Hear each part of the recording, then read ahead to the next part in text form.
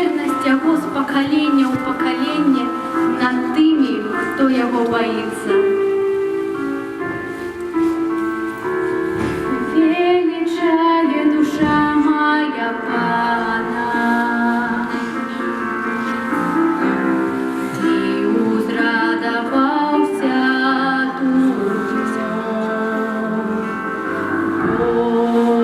Богу моїм Спасу.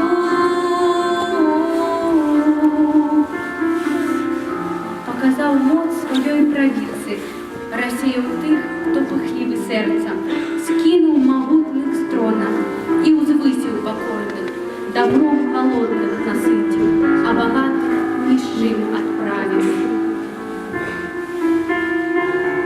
Величає душа моя Пана, і узрадовався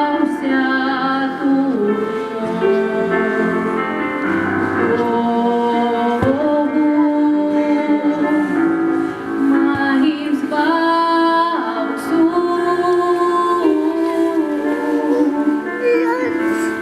Прийняв свого слугу Ізраїля, пам'ятаючи про свою милосердність, як обіцяв батькам нашим, Аврааму і його потомству навіки.